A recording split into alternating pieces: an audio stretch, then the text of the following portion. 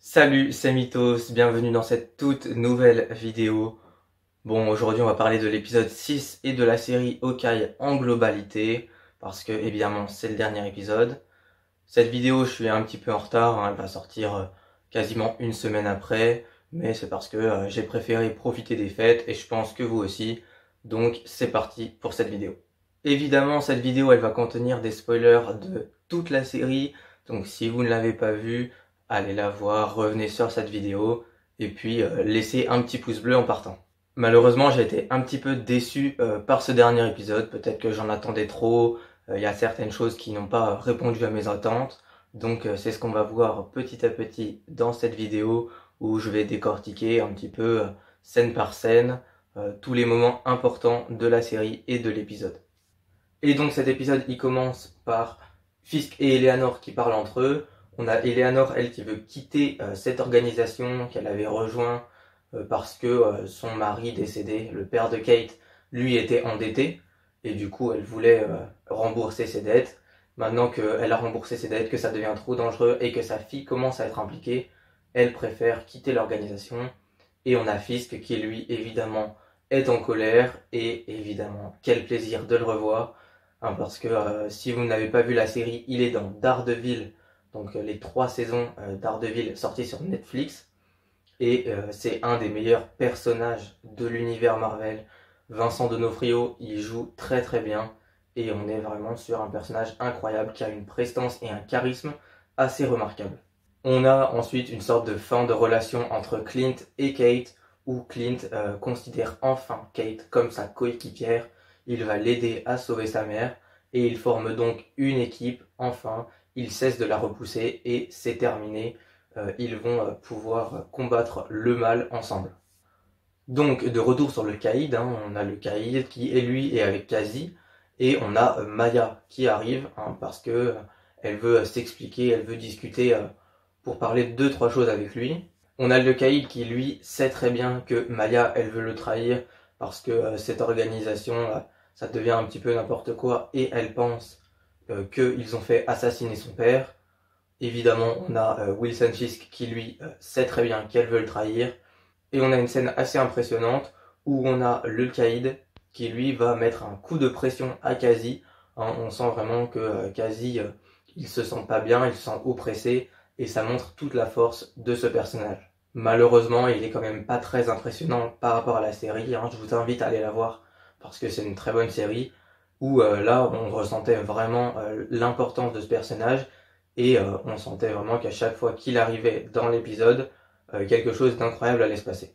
Ensuite, on a Clint et Kate qui, eux, se préparent au combat. Donc, ils vont fabriquer des flèches. Ils créent des flèches. On a du Stark Industries, du PIM Technology. On a vraiment toutes les utilités. Et c'est intéressant de voir que ces flèches, elles sont pas faites par des grandes pointures, des grands génies. C'est juste les héros qui, eux, font eux-mêmes leurs flèches. Et c'est intéressant de voir que, déjà, ils ont des aptitudes en termes de construction, de mécanique. Et puis ils sont capables de se débrouiller tout seuls, et ça c'est intéressant. On a Clint qui fait aussi une sorte de discours, un petit speech à Kate, et ça nous rappelle évidemment le discours qu'il a fait à Wanda dans Avengers Age of Ultron, et en fait il lui demandait est-ce que t'es prête à devenir une héroïne, à sacrifier ce qui te tient le plus à cœur, est-ce que si tu passes cette porte, tu es prête à tout renoncer pour devenir une Avengers, et évidemment on sait que pour Wanda, ça a donné une Avengers, et pour Kate, est-ce que ça va le devenir? C'est bien la question. On a Kate qui lui révèle aussi que c'est lui qui lui a donné la motivation de se battre, de défendre ses proches, et d'être un héros, parce qu'il l'a sauvée quand elle était petite. C'est la première scène de l'épisode 1. Après ça, on a la fête Bishop, c'est la fête de l'entreprise de la mère Eleanor, qui pourtant, elle, sait qu'elle est surveillée par Fisk et qu'elle va peut-être se faire tuer, donc c'est assez étrange. Donc on a Clint, on a Kate, on a Eleanor, on a Kazi qui lui est là un petit peu, on sait pas trop, pour tuer Eleanor sûrement. Et on a comme de par hasard Jacques Duquesne qui lui revient, il est sorti de prison, il a été jugé non coupable. Et c'est assez étrange, je veux dire, dans l'épisode précédent, il était mis en prison, bon, c'était Eleanor qui avait monté le coup.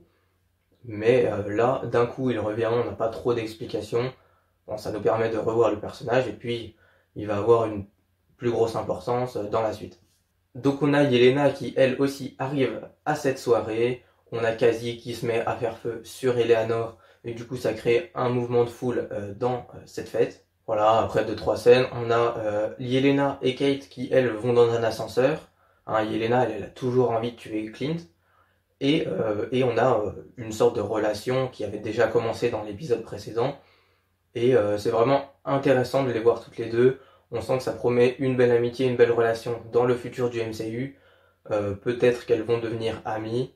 Et puis évidemment, on a, pour rappel, Clint qui avait dit que le meilleur tir qu'il avait pris, c'est celui effectivement qu'il n'avait pas tiré, celui où il n'avait pas tué Natasha.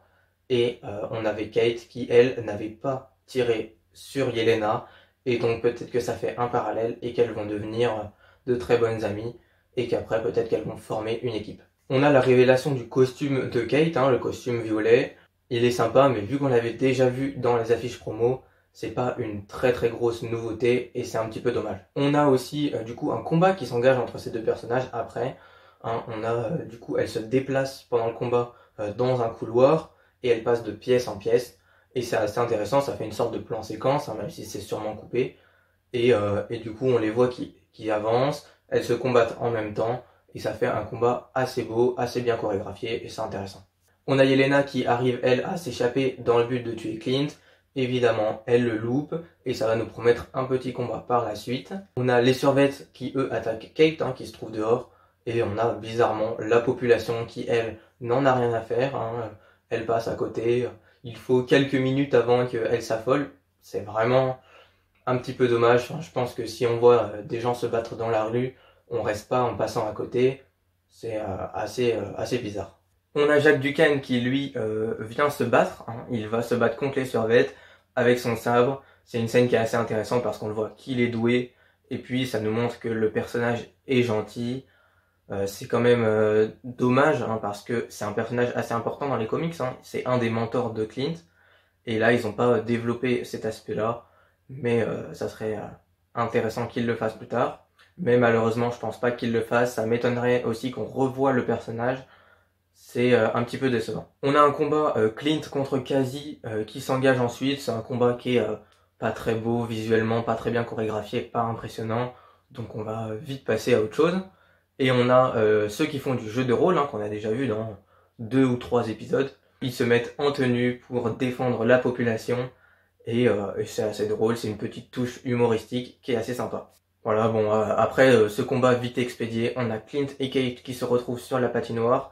C'est une des scènes majeures qu'on avait vues. Et ils se combattent contre tous les survettes, hein, contre tout le gang des survettes.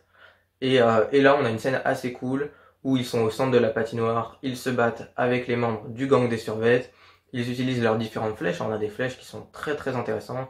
Flèches de glace, flèches électriques. On a vu la flèche PIM agrandissante, là on a eu la flèche PIM rétrécissante, et c'est vraiment sympa à regarder.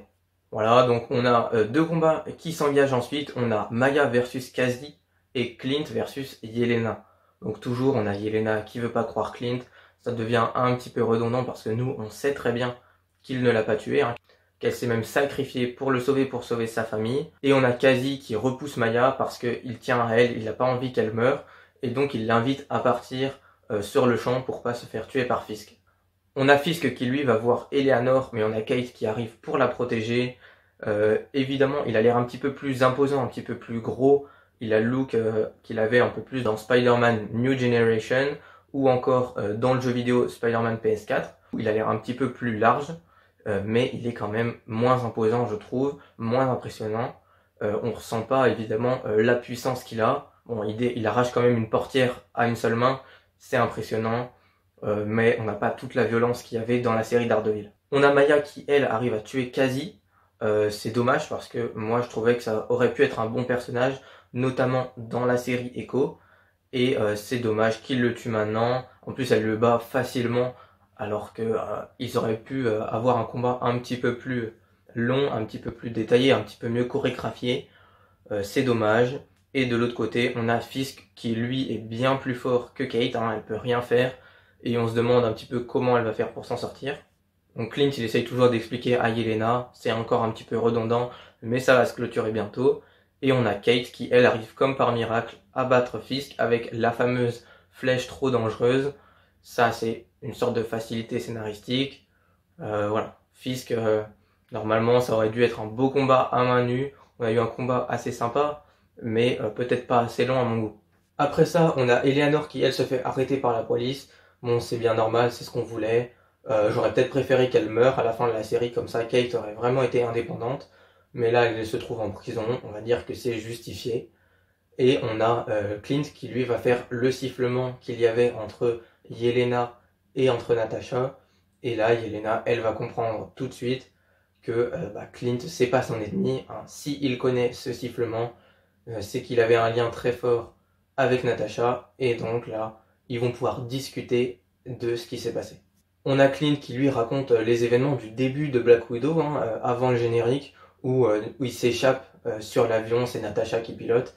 Donc il nous raconte ça, et Yelena, elle comprend évidemment que seul un proche de Natasha pouvait savoir ça, et qu'il aurait jamais pu la tuer. Et enfin, Yelena n'en veut plus à Clint, et ça c'est cool. Ensuite, on a pour moi la scène la plus décevante de la série, c'est Maya qui va tuer Fisk, Wilson Fisk. Évidemment, moi je trouve ça assez horrible parce qu'ils le font revenir pour un épisode, après ils le tuent. Bon, on sait très bien qu'il est pas mort parce que on a la caméra qui se lève, on entend le coup de feu et on entend Fisk qui tombe, mais s'il ne nous le montre pas, c'est clairement qu'il n'est pas mort, hein, c'est une mise en scène. Et puis évidemment ça fait référence aux comics où on a Maya qui tire dans la tête de Fisk, et après Fisk est aveugle, il retrouve encore sa vue. C'est pour moi c'est un peu n'importe quoi parce que c'est pas parce qu'on fait référence à un comics ou un programme passé qu'on peut se permettre de faire n'importe quoi. J'aurais préféré qu'il le laisse en vie, ça aurait donné une plus grosse menace peut-être pour la série Echo, ou peut-être pour autre chose, et puis ça aurait permis de motiver les gens à aller regarder cette série, parce que là, à moins qu'il ne le présente dans la bande-annonce de la série Echo, ça m'étonnerait que beaucoup de personnes aillent la voir. L'épisode il se termine par Kate et Clint qui vont avec le chien chez Clint, hein, chez sa famille, dans la maison qu'on avait vue dans Avengers Endgame. Et on a la montre du Shield, hein, la montre qui était recherchée on va dire, qui elle appartenait bien à la femme de Clint. Et derrière on a le numéro 19 qui est marqué, 19 qui fait référence à Mockingbird. Du coup c'est un personnage assez important de l'univers Marvel. Et ça nous montre que c'est le passé de la femme de Clint.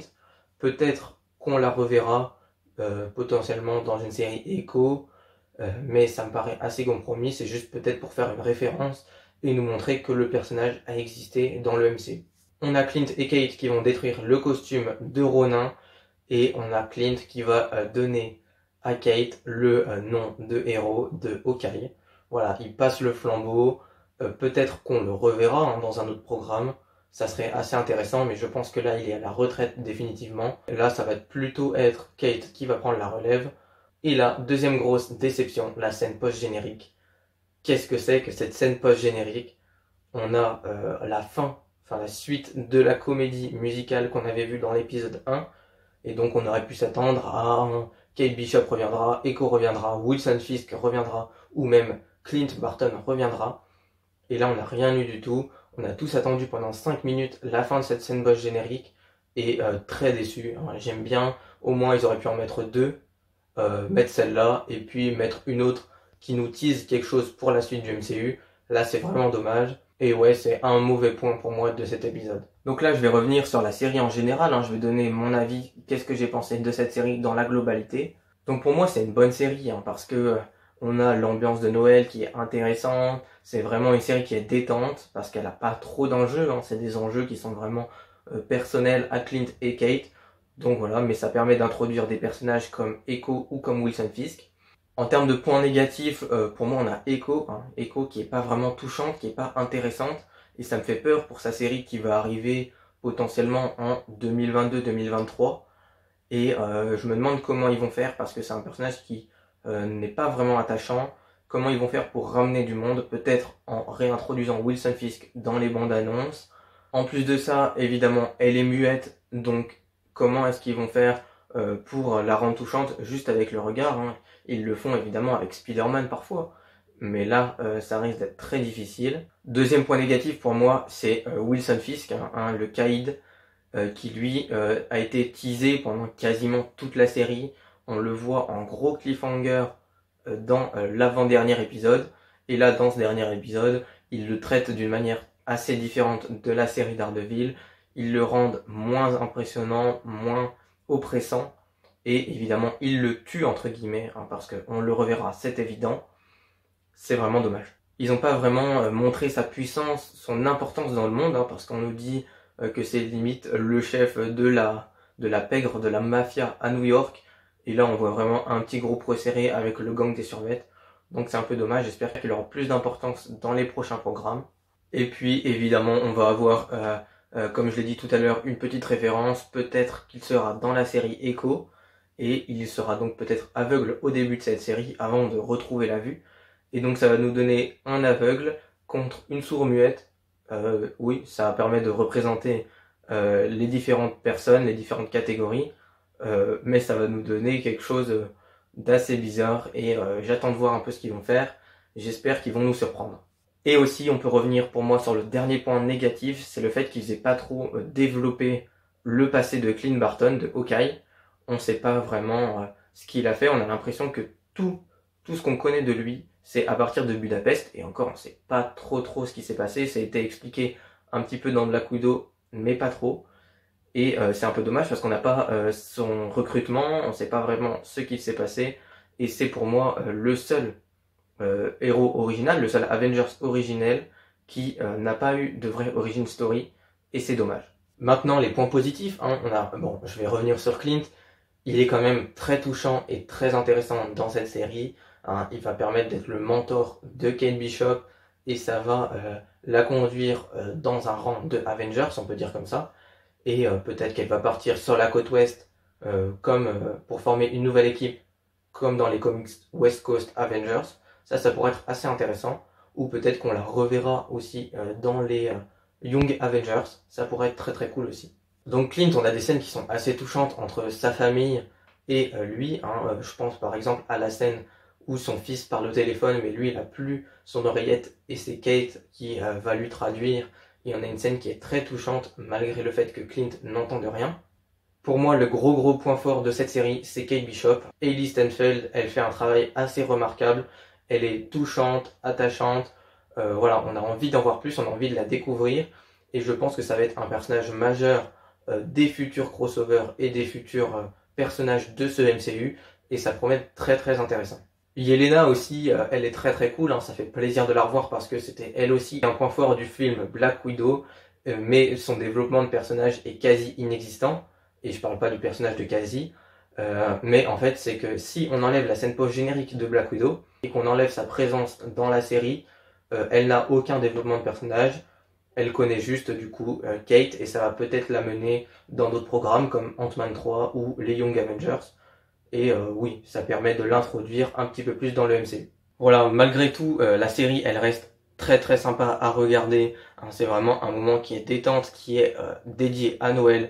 Et ça fait plaisir de voir un programme un petit peu plus calme et un petit peu plus recentré sur la vie à New York. Cependant, c'est un programme qui, je pense, va pas rester dans mon esprit très longtemps. Évidemment, c'est un programme du MCU, donc je vais m'en souvenir.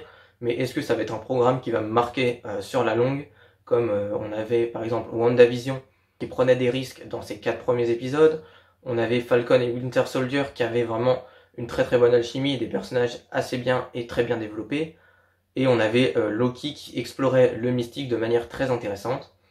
Voilà, pour moi Hawkeye c'est la moins bonne série après What If, évidemment ça reste une très bonne série, c'est intéressant à regarder, et ça permet d'étendre l'univers du MCU. Voilà, c'est tout ce que je pouvais dire sur cette série de Hawkeye. Ma vidéo sort un petit peu plus tard, donc j'espère quand même qu'elle vous plaira et que la série vous a plu. Dites-moi votre avis dans les commentaires, dites-moi si vous avez aimé la vidéo. N'hésitez pas à lâcher un pouce bleu, à vous abonner, à liker et à commenter, ainsi qu'à partager, ça fait toujours plaisir et ça aide la chaîne, ça me permet de faire plus de vidéos. La chaîne a un grand avenir devant elle, donc j'espère que vous allez être là. Sur ce, c'est tout pour cette vidéo, j'espère qu'elle vous a plu, c'était Mythos, salut.